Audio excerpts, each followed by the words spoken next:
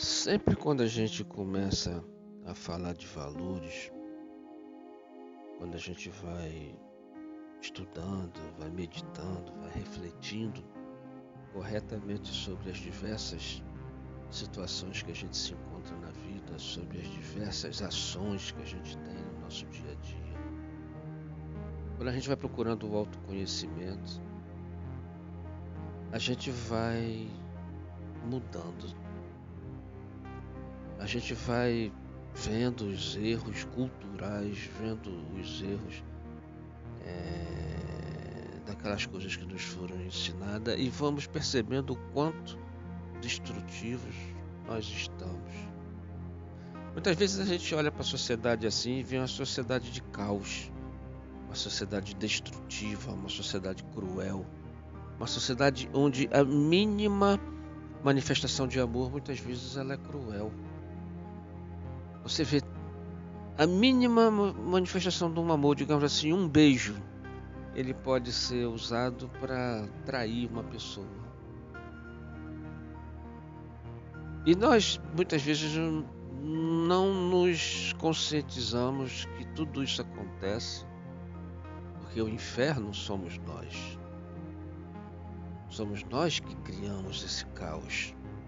Somos nós que criamos esse mundo e esse caldo cultural em que a gente mesmo é imerso.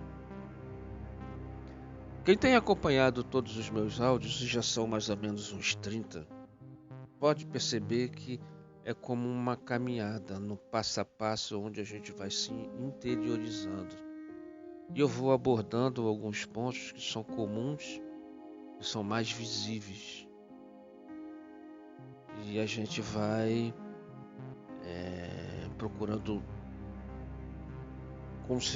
conscientizar a pessoa sobre a maneira como ela está vivendo e a infelicidade que ronda a sua vida. Mas como a gente vai se aprofundando, a gente vai chegando em temas mais complexos, como esse que a gente vai abordar hoje. Eu não sei se 10 minutos vai ser o tempo suficiente, porque ele é muito complexo e ele é muito vasto. Trata-se do julgamento. Por que é que a gente julga as pessoas? Por que é que a gente se acha no direito de julgar os outros? Se a gente não conhece o motivo, o que está dentro do coração daquela pessoa, a motivação que fez com que ela agisse. Se a gente não sabe se estivesse na mesma situação, se agiria da mesma maneira. Não na mesma situação com a cabeça que você está fora, mas na mesma situação com a cabeça que ela estava, ou com o coração que ela estava. E no entanto a gente julga. A gente julga uma pessoa quando a gente tem raiva dela. A gente julga uma pessoa quando a gente está discriminando ela, quer seja pela cor, quer seja pelo sexo, quer seja pelo gênero, quer seja pela condição social. A gente está sempre julgando. Ora, talvez uma das palavras mais mencionadas na Bíblia, e a gente fala Bíblia porque todos nós estamos mergulhados na moral judaico-cristã. Então, a palavra que é mais mencionada na Bíblia é justo. O que é ser justo? Deus é justo? Não, Deus não é justo. Deus pode ser a justiça, mas justo é aquele que segue a lei. E Deus não seguiria a lei que ele fez. Ele não estaria subordinado, nem estaria submetido à própria lei. Ele é a própria lei, então ele não julga. O que a gente vive é uma expressão da lei de causa e efeito, ou seja, você colhe aquilo que você planta. Mas quando você julga aquela pessoa, você atribui essa noção de julgamento a Deus, que Deus fica sentado e julgando quem vai para o céu, quem vai para o inferno. Ora, isso não existe. Isso é uma deturpação da igreja. Isso é a deturpação dos movimentos religiosos. Deus não julga ninguém. Deus é a justiça. Deus fez uma lei, é lei de causa e efeito. O que você colhe, você planta. Então ele não julga. Pelo contrário, Deus é misericordioso. Ele te dá mais do que aquilo que a lei determina. Principalmente depois do advento da graça, que é a vinda de Jesus Cristo. Deus ele não manda, segundo as Escrituras, segundo o entendimento, digamos assim, mais profundo e correto da moral judaico-cristã. Deus não te dá um peso para carregar maior do que você suporta. Se o que você fez hoje merece que você carregue um peso que hoje você não consegue carregar, ele vai esperar você ter condições para carregar aquele peso. Porque senão você sucumbe. Porque senão não seria uma coisa, entre aspas, justa. Eu estou te dando um fardo maior do que o que você pode carregar. Então Deus não julga. Quem julga são os homens. E dentro dessa alegoria do julgamento, qual parte você está desempenhando? Você é o juiz? Você é o advogado de defesa? Você é o promotor? Ou você é o júri? O juiz você não é. O que você é o promotor. Você simplesmente acusa o seu irmão de coisas que você acha que deveriam estar certas.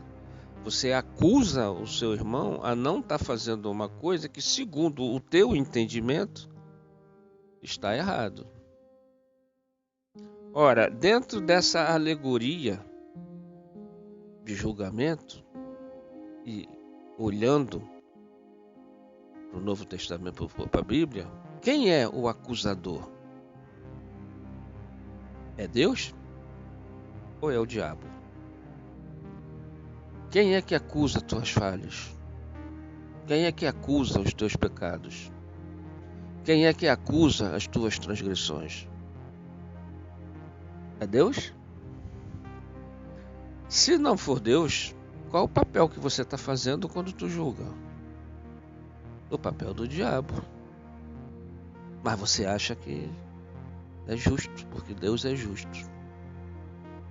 Então, na realidade, tudo isso que a gente faz nesse processo comum, nessa maneira de viver comum de julgamento, nós somos diversos demônios acusando um irmão.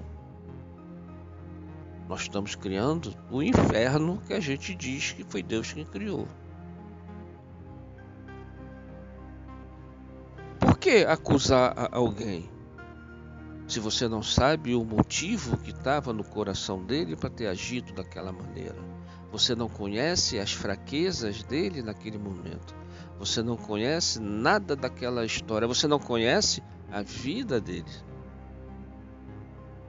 Você não conhece a sua quando você se auto-julga. Você não sabe o que é que você está colhendo que veio de tempos atrás. Se existem diversas coisas na vida da gente que a gente não consegue explicar ou compreender, como é que a gente vai se auto-julgar? Quando Pedro fala de Paulo, existe muito mais de Pedro do que de Paulo. Quando você acusa alguém, aquele erro que você está apontando, existe muito mais dentro de você do que dentro daquela pessoa. Aquela pessoa apenas revelou aquilo que você tem dentro. Então quem é, na verdade, o acusado? É preciso você prestar atenção muito nisso, porque a gente se gaba muito como um valor supremo da nossa sociedade, o julgamento. O julgamento que a gente faz entre as pessoas, eu não estou falando na aplicação do direito no tribunal terreno. Até certo ponto aquilo ali eu não estou tocando, porque também ali não é justiça, ali é aplicação do direito. E é das leis daqui, das convenções que foram feitas daqui. Nós estávamos falando de leis muito mais profundas do que essa que envolve a sua própria vida.